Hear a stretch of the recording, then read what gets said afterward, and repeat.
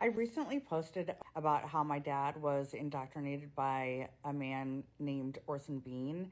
Orson Bean also indoctrinated Andrew Breitbart, who started or founded Breitbart News. And that's kind of a big deal because I see a link between Breitbart News and the Trump presidency. After Breitbart died, it was like 3 weeks before Breitbart News was supposed to launch. And I'm sure that there was a lot of panic behind the scenes, like, what are we going to do with this site?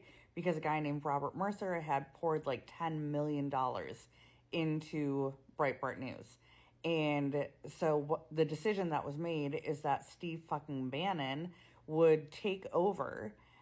He would be the executive director of Breitbart News. What's really fucking wild is that by about 2016, Steve Bannon had started referring to Breitbart News as a platform for the alt-right. He was super proud of that because he was the fucking one who built that fan base. Steve Bannon knew, and he's been quoted as saying as much, that he really wanted to target and bring together this army of young, disaffected men. So in 2005, Bannon was working for a company called International Gaming Entertainment. It was a company that like mined virtual currency off of games like World of Warcraft.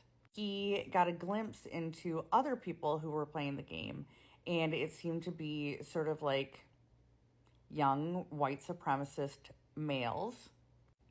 And he was like, these guys are cool. So Bannon decided to basically make Breitbart News a site for them. Articles were geared at getting them going. And he gave them a platform in the comment section. The comment section, which is not for the uninitiated.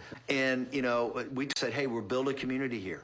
And it was the comment section that started to build some of the power of Breitbart. Segment of the population that are racist, homophobic, anti-Semitic, really the worst among us, creating this congregating space every day where people from that worldview can go and rally around one another to find content that validates their worldview. So these people would get whipped up into a frenzy of racism and xenophobia and then take it real fucking life.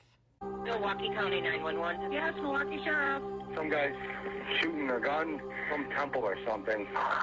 That is shooting. Oh my God, shoot him! Where the hell is this? These are all the pictures of everyone that lost their lives. My father had been shot 5 times from close range and didn't make it. 7 people altogether died. Mama told me to be happy, 'cause you always get what you want. It probably also helped that Bannon's buddy, a guy named Donald Trump, was like totally on board and was parroting a lot of the stuff that was in Breitbart News. Because obviously he was a fan. By 2015, as Trump launched his campaign for the presidency, he echoed Breitbart's headlines, painting an alarming picture of illegal immigrants. So many people have been so badly hurt. The other day in California last week, a woman, 66 years old, a veteran, was killed, raped, sodomized, tortured, and killed by an illegal immigrant. We have to do it. We have to do something. Here in El Paso tonight, a gunman showing up at a Walmart. Authorities believe that right-wing extremism was a key motivating factor in the ideology here, the motivation behind this massacre. Police say a racist manifesto criticized a growing Hispanic population. He thinks that white people are being replaced by immigrants.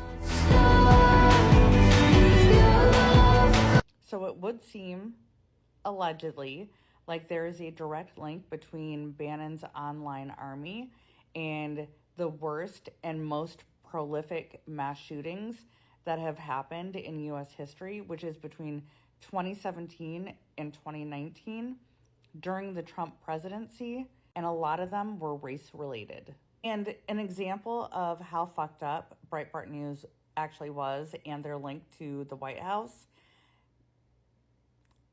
after the Charleston shooting, Good morning, America. Breaking news, deadly church shooting. Tragedy in Charleston.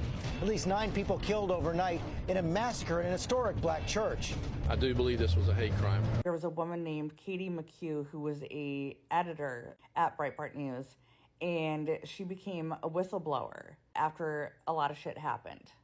And one of the things she talked about was the Charleston mass shooting.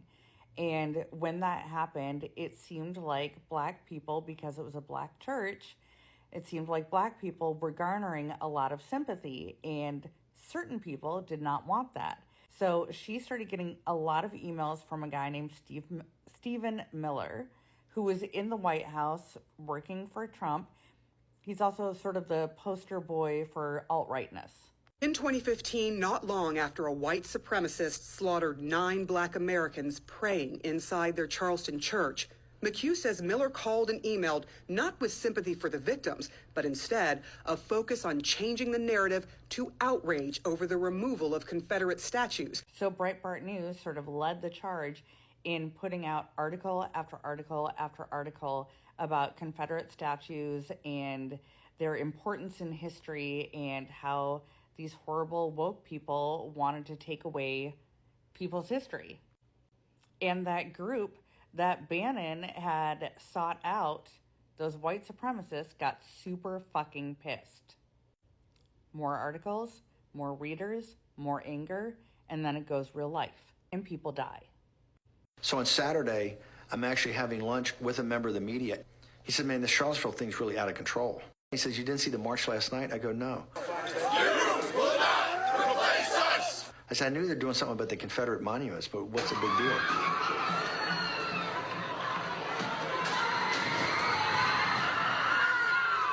Prior to and during his presidency, there was a rise in Islamophobia. He did the Muslim ban, like he fucking ran on that platform. There's been a rise in Asian hate. There's been a rise in police brutality against black people. And here's the thing.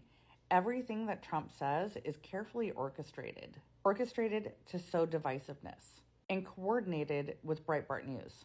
Neo-Nazis started this. They showed up in Charlottesville. They showed up in Charlottesville to protest. Excuse me, they didn't put themselves down as neo, and you had some very bad people in that group.